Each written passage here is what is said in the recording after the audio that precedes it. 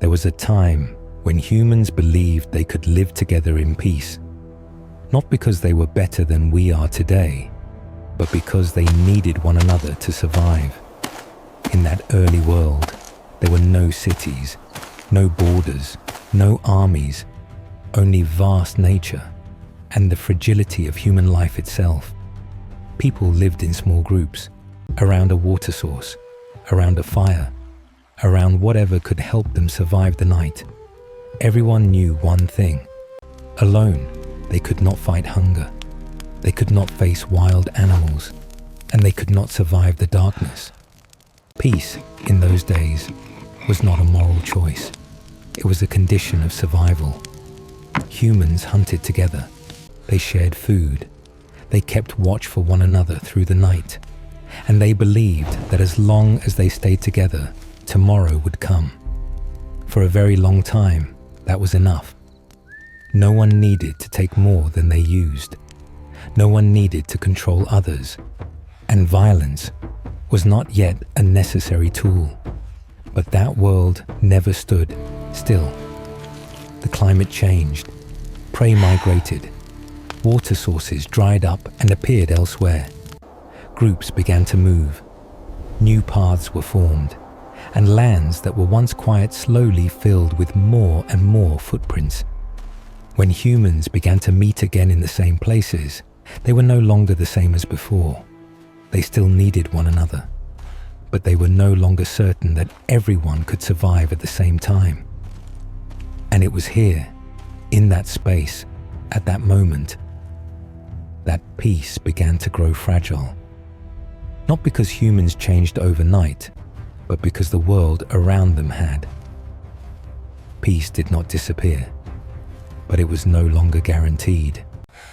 And when humans began to ask themselves whether tomorrow would be enough for everyone, they stood very close to a choice from which there would be no return. Peace does not disappear all at once. It fractures, slowly, silently.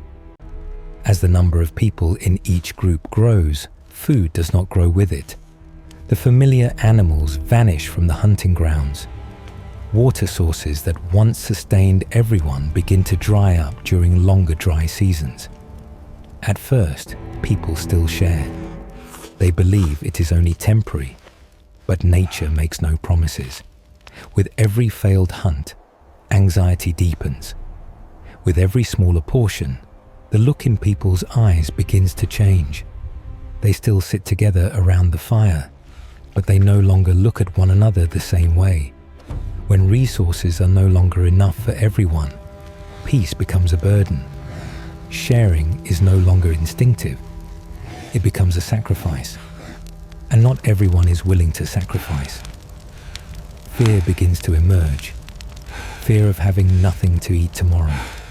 Fear that their children will be the first to starve. Fear of becoming the weakest member of the group. This fear is not loud. It seeps quietly into every thought. And it forces people to calculate. Who hunts more? Who keeps the better share? Who has the right to decide? The moment these questions arise, peace is no longer pure. Small differences become impossible to ignore. Those with hunting experience gain importance. The stronger voices grow louder. The weaker become increasingly dependent. And dependency creates imbalance. Imbalance always leads to conflict. Humans do not want war, but they also do not want to lose. They begin to protect what they believe is theirs, first with wary glances, then with caution, and eventually with actions meant to preserve advantage. No one calls it violence, they call it defense. But the line between defense and attack is dangerously thin. Hurry, they come! When one group starts taking more than it needs, another is forced to respond. Not out of greed, but out of survival. Peace is no longer a natural state. It becomes a fragile agreement, existing only as long as there is enough. And when there is no longer enough, humans begin to understand something unsettling. Peace cannot last forever. It exists only until someone believes that if they do not act first, they will be the one who loses everything. No one wants to be the first to break the peace, but everyone fears being the one who pays the final price for preserving it. As long as there is enough, humans can remain patient. But when hunger draws closer, patience becomes a luxury. And in silence, each person begins to prepare for the worst. They watch one another more closely. They observe more carefully, and they weigh every small action. No one says it aloud, but everyone understands. If one group takes first, the other will have no chance. If they wait, they may lose everything. This is the moment humanity stands between two choices: to continue trusting or to strike first. To trust means placing one's life in the hands of others. To strike first means accepting violence. Neither choice is easy, but only one offers a sense of control. Fear reshapes the way people think. They no longer see another human being. They see a potential threat. A gaze held for a moment too long. A step taken slightly closer than necessary. A gesture misunderstood. In such a charged atmosphere, a single small act is enough to ignite everything. Not because of hatred, but because of fear. When someone believes they are about to be stripped of what they need to survive, they choose to attack in order to protect themselves. And when the first blow is struck, there is no turning back. Violence does not arrive like a storm. It arrives as a decision, quick, definitive, and driven by instinct. In that instant, peace ends.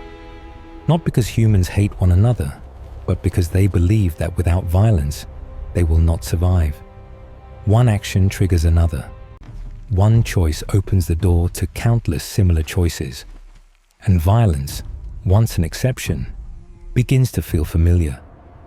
Humans learn one lesson very quickly. Those who strike first are often the ones who survive. And from that moment on, the world is never the same again. After that moment, peace did not disappear entirely, but it was no longer the default state. Humans could still cooperate, but they no longer trusted unconditionally. Every encounter carried caution. Every act of sharing came with calculation. Violence, once a rare reaction, began to take on a new role. A tool for protection, a tool for deterrence, and gradually, a tool for gaining advantage. Humans learned to prepare in advance. They carried weapons, even when there was no immediate need to use them. They gathered in larger numbers, not only to hunt, but to defend themselves. And they chose to align with those who could protect them most effectively. From this point on, small groups began to draw boundaries. No longer temporary places of shelter, but territories. Those within the boundary were allies. Those outside became potential threats. Violence was no longer spontaneous. It was calculated, prepared, and repeated. Humans no longer waited to be attacked. They learned to strike first. Because they had come to understand one thing clearly: in an uncertain world, the better prepared are the ones who survive.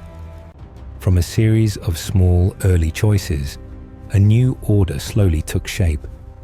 An order where strength determined safety and organization determined victory.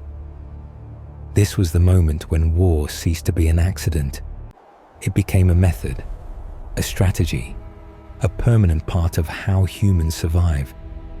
And from here on, organized warfare was born.